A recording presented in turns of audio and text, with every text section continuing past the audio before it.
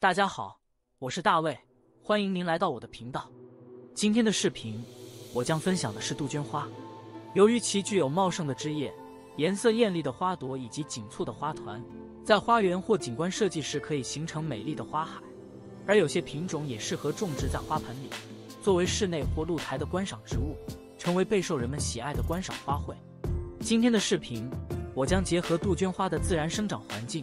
来简单分享家养杜鹃需要选择什么样的品种，以及基本的栽培方法。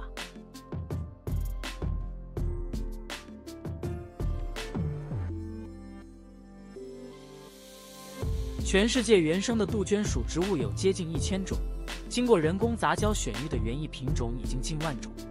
原生种的杜鹃花分布范围非常广泛，欧洲、亚洲、北美洲都有，主要产区是东亚地区。通常生长在海拔500至3700米的山地稀疏灌木丛或松林下面，特别是背阴的山坡，喜欢酸性土壤，是世界4大高山花卉之一。杜鹃性喜凉爽、湿润、通风的半阴环境，既怕酷热又怕严寒，生长室温为12摄氏度至25摄氏度，夏季气温超过35摄氏度，则新梢，新叶生长缓慢，处于半休眠状态。因此，在人工栽培的时候，夏季要防晒遮阴，冬季应注意保暖防寒。忌烈日暴晒，适宜在光照强度不大的散射光下生长。光照过强，嫩叶易被灼伤，新叶老叶焦边，严重时会导致植株死亡。冬季要预防冻害。杜鹃喜排水良好的酸性土壤，盆土可以用腐殖土7份、沙土2份外加1份原土，同时可以加入一些有机肥，比如腐熟的鸡粪、羊粪等混合后使用。重点就是要疏松、肥沃、排水性良好的酸性土。碱性土壤或者排水性差的土壤都不适合杜鹃花的栽培。杜鹃花喜欢湿润环境，但又怕积水，所以浇水要根据季节、环境来确定。气温高的夏季基本每天浇水1次，天气转凉后浇水次数就要减少。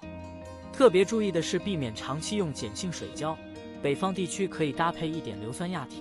将水的酸碱度适当降低到6左右再用，没有硫酸亚铁用米醋或者白醋也可以。夏季浇水的时候还要注意，不要用温度过低的水浇花，避免土壤温度猛然降低影响根部对水的吸收。杜鹃花喜欢湿润、通风的环境，所以家庭栽培的时候需要保证通风。如果是北方干燥地区，需要用加湿器增加湿度，或早晚在叶子上喷水，保证植株正常生长。杜鹃花属于生长比较快的植物，所以也是属于喜肥的，需要做到薄肥勤施才能让它长得更好。在春秋生长旺季的时候，除了可以每10天用1次叶肥，也可以搭配一些缓释肥放到盆的边缘。叶肥可以用淘米水、豆渣、果皮等厨余有机物发酵制作。最后就是植株的修剪，合理的修剪可以减少病害的发生，也可以促进植株的生长。修剪一般在春、秋季节，要避开花蕾期，剪掉细弱的枝条，影响通风采光的枝条、枯枝以及有病虫害的枝条。结合整体植株的造型，就可以让植株更加旺盛，花开得更多。看看我的这株4季杜鹃，种植了有2年多，虽然颜色看起来挺普通的，不过确实是4季都会开花。刚买来的时候种在爱丽丝的塑料盆中，经常会因为缺水打蔫。2023年初改种在这个水培懒人盆里，所用的盆土透水性很好，浇水后很快能够流入陶盆。夏天的时候差不多每天都浇水，因为植株耗水量很大，陶盆里面的水很快也会被植株吸走。开花的数量一般是春天和秋冬季比较多，因为冬天室内一般都有20摄氏度以上，而且有加湿器，所以冬天开花也很正常。夏天气温超过35度以后就只有零星的花朵了。夏天我都尽量放在没有阳光直射的位置，稍微晒得多了就会有很多叶子变黄脱落，花朵也会打蔫。如果您是在室内种植，4季杜鹃是个理想的选择，因为4季杜鹃的花型大，花朵直径6至8厘米，最大可达10厘米以上，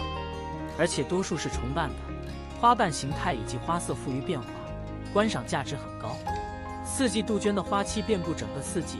使得观赏不受季节限制。而春鹃、夏绢就只是在春季或夏季开一次花，其他季节略显单调。除了观赏价值，杜鹃花还有风水学上的作用。通常将其摆放在阳台，就可以起到挡煞转运的作用。由于黄色和白色的杜鹃花具有一定毒素，因此在家中种植要避免选择这2种颜色的杜鹃花。希望通过今天的视频，您也能选到心仪的杜鹃花，为您和家人带来更多的快乐与幸福。感谢您看到节目最后，节目中有不对的地方还请您留言指正，也希望您能订阅我的频道，期待与您在下一期节目再见。